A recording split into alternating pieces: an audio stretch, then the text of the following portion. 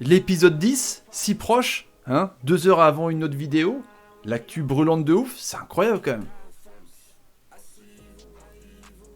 Salut à tous, footeuses et footeux de la famille, c'est Thomas. J'étais en train de boire mon petit kawa tranquille, les amis, et je me mets sur Rotten Régal, parce que c'est vrai qu'à 18h, Jacques-Henri Hérault devait... pourquoi j'ai envie de l'appeler Jean-Jacques? Je sais pas, il a une tête à s'appeler Jean-Jacques. Je sais pas ce que vous en pensez, les amis, mais quand on regarde, il a une tête à s'appeler Jean-Jacques Harry Potter. Bref, il avait dit qu'il allait parler. Il s'est exprimé sur plein de queutrus, sur Zubizarreta, sur André Villas-Boas, sur la vente de l'OM. Il y a un tweet qui vient de tomber par rapport justement à cette possible vente, des négociations en cours. On va parler d'un insider. Bref, plein de trucs à voir. Mais d'abord, évidemment, j'enlève cette petite ganache. Bombardez la barre des likes. Merci encore une fois à ceux qui le font. C'est un truc de ouf cette saga quand même, les amis. On vit ça ensemble comme des godins. Et le petit bouton rouge, s'abonner avec la cloche pour ne rater aucune vidéo. Vous connaissez tout team, les amis. Donc, on l'avait vu la tête de JHE, et là sur Rotten Régal, il était invité avec la verve qu'on connaît de Jérôme Rotten, qui a posé plein de questions, qui lui a un peu rentré dans l'art justement par rapport à la situation dans Denis Zubizarreta, par rapport à André Villas-Boas,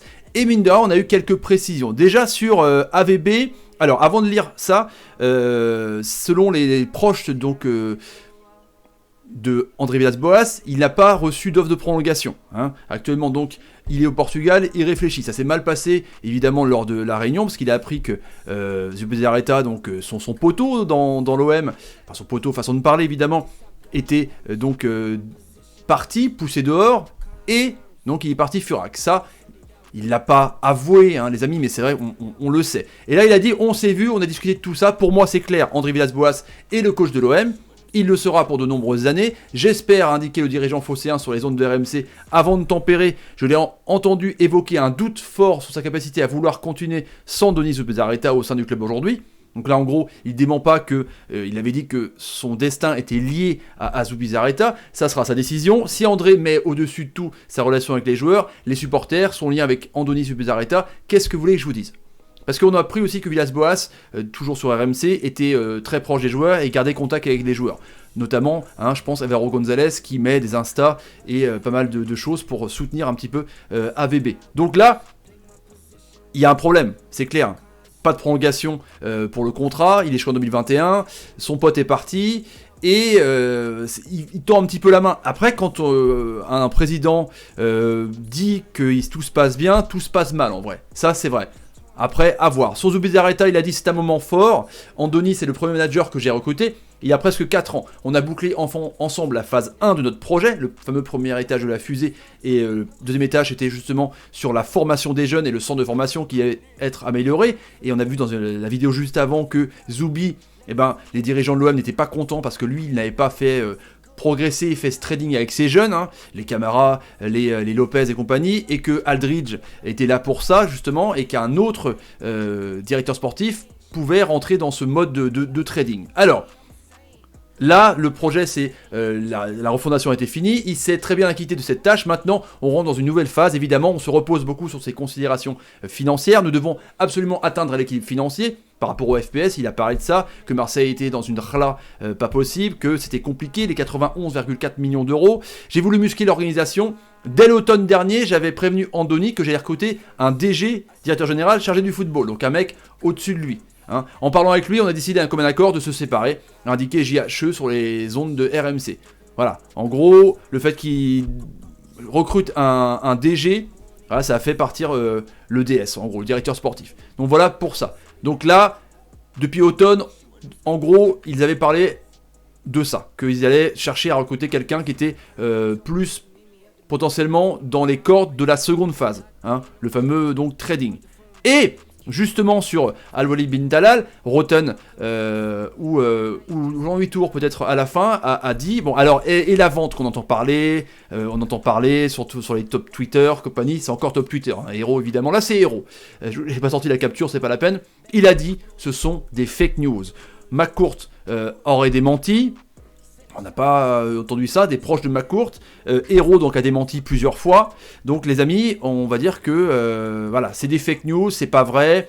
Il dit que ça alimente beaucoup de sites. Je pense qu'il apparaît aussi beaucoup de chaînes YouTube. Enfin, ça, c'est un truc de ouf. C'est vraiment une saga. Donc là, il dit pas de vente. L'OM n'est pas à vendre. Franck McCourt ne veut pas vendre.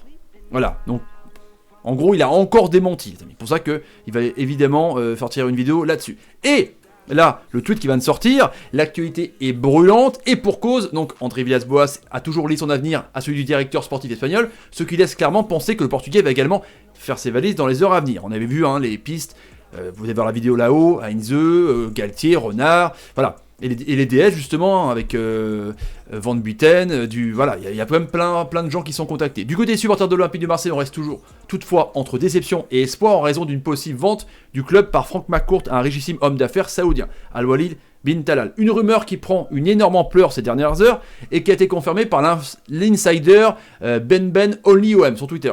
Selon lui, des négociations sont effectivement en cours entre Frank McCourt et un investisseur pour le rachat de l'OM.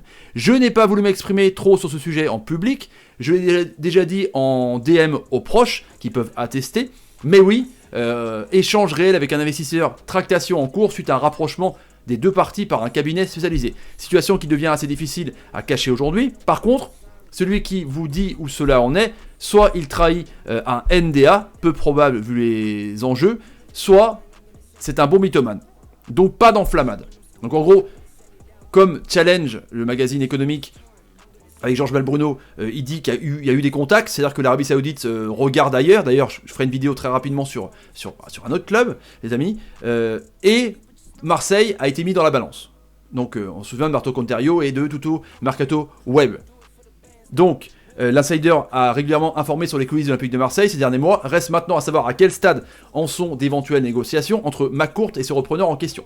Et il s'agit donc d'Al-Walid bin Talal, évidemment. Comme cela est régulièrement murmuré ces dernières heures. Cette histoire a en tout cas le mérite de créer une effervescence sur les réseaux sociaux, évidemment, où on se croirait presque 4 ans en arrière, où McCourt a racheté l'OM à Margarita Louis Dreyfus pour 45 millions d'euros, sauf que là c'est pas du tout la même somme, on parle de 250 à 400 millions d'euros si le stade est inclus, toujours pareil. Voilà les amis, donc cet insider de l'OM, alors peut-être encore une fois que c'est des fake news, mais encore une fois, moi, je relais les infos toutes chaudes qui viennent de tomber là-dessus. Je sais que c'est quand même ultra important, parce qu'on veut tous que les gros clubs français soient compétitifs pour l'Europe et pour le championnat de France. On est d'accord. En plus, on a le temps, il n'y a pas de teufou en France. Donc voilà les amis, pour ces nouvelles infos, pour résumer, Hérault, pas de vente, AVB, en gros, tout va bien, je veux que ce soit le coach de l'OM l'année prochaine.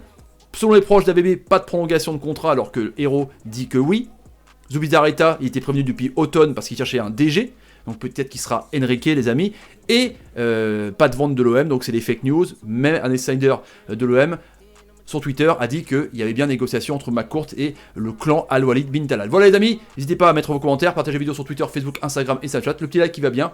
Et on se retrouve pour une prochaine vidéo. Salut, salut, salut et salut. C'est un truc de ouf quand même. Je sais pas quand c'est que ça va terminer.